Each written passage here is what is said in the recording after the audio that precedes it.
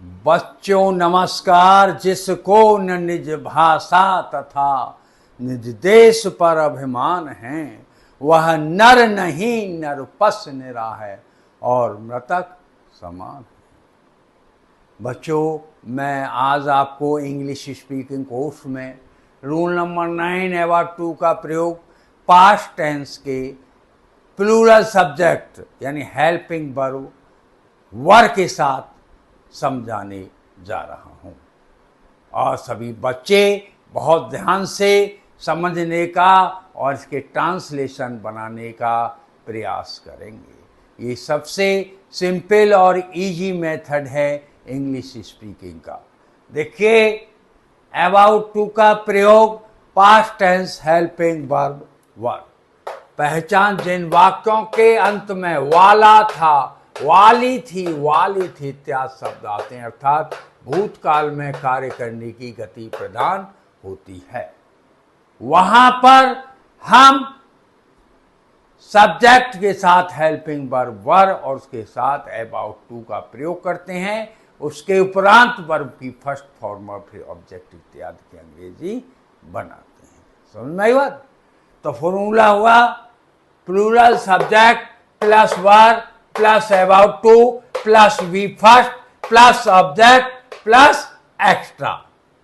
Example number 1, तुम इस कक्षा में शोर मचाने वाले थे। तो पहले तुम की अंग्रेजी आ गई, फिर शोर मचाने वाले थी की आ गई। You were about to make a noise इस कक्षा में, इन दिस क्लास। तो ये होगा you were about to make a noise in this class. You were about to make a noise in this class. दूसरा होगा वे तुम्हें पकड़ने वाले थे। तो वे की अंग्रेजी दे और पकड़ने वाले की वर अबाउट टू और कैच यू। तो they were about to catch you. They were about to catch you. फिर से समझिए, they were about to catch you. तीसरा देखिए, ये घोड़े इस मैदान में दौड़ने वाले थे। तो ये घोड़े पहले और दौड़ने वाले थे बाद में इस मैदान में, इसके बाद में। तो these horses were about to run in the field, in this field, इस मैदान में, इन दिस फील्ड।